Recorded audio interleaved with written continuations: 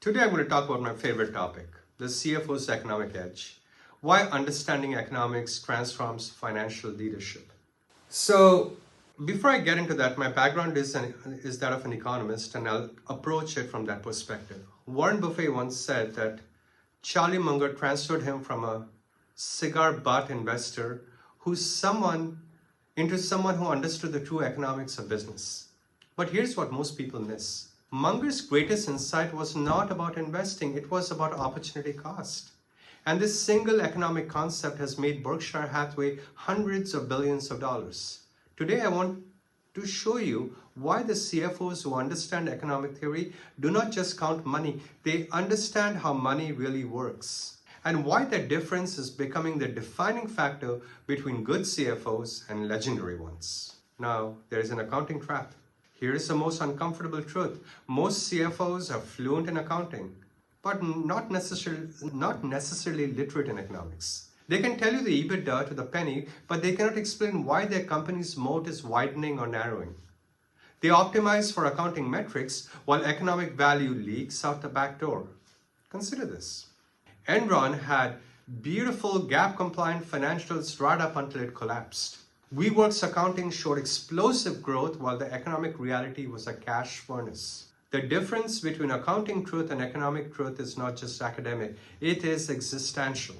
The CFOs who understand this distinction don't just report numbers, they decode the economic DNA of their business. Munger's masterclass, I'm a big follower of Munger, The Hidden Cost of Everything, which is Munger revolutionized business thinking with one deceptively simple insight. The true cost of any decision is not what you spend, it is what you give up. Opportunity cost is a ghost in every financial machine, and most CFOs cannot see it. When Netflix decided to spend $15 billion on original content, traditional CFOs saw massive cash outflow. But Reed Hastings understood the opportunity cost of not investing. Losing subscribers to Disney, HBO Max, and Apple TV, the economic cost of standing still was higher than the accounting cost of moving forward. Here is where it gets practical. Every budget allocation in your company has an opportunity cost. When you hire the 10th engineer instead of 2 sales reps, you're not just spending $200K, you're trading future product capability for current revenue acceleration. The question is not which option costs less, it is which option costs you less in foregone opportunities. So here's the evolution of truth, from GAAP to economic reality. The history of accounting standards is really the history of economists trying to make accountants tell the truth about their business. Every major evolution in GAAP and IFRS stems from the gap between accounting convenience and economic reality. Let's talk about revenue recognition, for instance. The old rules let software companies book entire multi-year contracts upfront, creating beautiful income statements that mask terrible cash dynamics. ASC 606 then came in, forced alignment with economic delivery, when value is actually transferred to customers. Or consider lease accounting. For decades, operating leases were invisible on the balance sheet, even though they represented real economic obligations. What happens then? ASC 842 finally acknowledged what economists always knew. If it walks like debt and quacks like debt, it is debt. The pattern is clear. Accounting rules evolve toward economic truth. The CFOs who understand the economics first are always ahead of the rule changes. The other aspect is network effects and the economics of modern modes. Let's talk about the economic concept that is creating and destroying more value than any other, network effects. Traditional accounting cannot capture them, but they're often the difference between a good business and a great one. Consider Zoom versus WebEx. Both had similar revenue multiples pre-pandemic, but Zoom understood network effects economics. Every new user made the platform more valuable for existing users. So they optimized for viral growth over short-term margins. WebEx optimized for enterprise sales efficiency. What was the result? Zoom became the verb for video calling, while WebEx just became a footnote. The economic moat widened with every new user, even as traditional accounting metrics look similar. As a CFO, you need to understand whether your business exhibits network effects, switching costs, economies of scale, or other economic moats. These drive long-term value in ways that quarterly earnings never will. Let's talk about game theory in the C-suite. Modern CFOs also need to understand game theory, how competitors, customers, and suppliers make strategic decisions.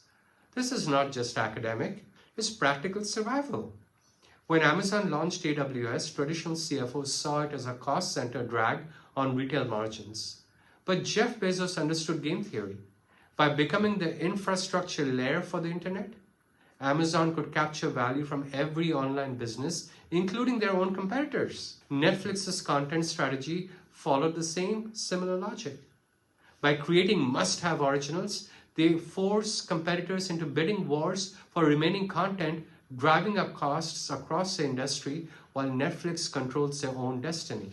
Game theory teaches you to think several moves ahead when you're evaluating pricing strategies, partnership deals, or competitive responses. You are not just analyzing immediate financial impact. You are modeling how rational actors will respond to your moves. Now let's talk about the behavioral economics revolution. Finally, the other thing that good CFOs or great CFOs understand, behavioral economics. How humans actually make decisions versus how economic models assume they do. This is crucial for everything from employee incentives to customer pricing. Take loss aversion.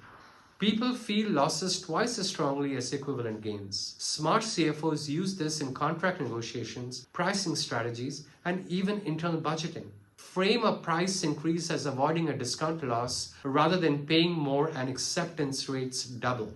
Or consider anchoring bias. The first number presented heavily influences all subsequent decisions. When presenting budget options to your CEO, the order matters more than the analysis. Lead with the anchor that drives towards your preferred outcome. These are not manipulation tactics. They are recognition that business decisions happen in the real world of human psychology, not the theoretical world of rational actors. So what is your economic advantage? The CFOs who master economic thinking become force multipliers for their organizations. They don't just measure value creation, they architect it. They don't just report on competitive dynamics, they help shape them. Start building your economic toolkit today. Study opportunity cost in every major decision.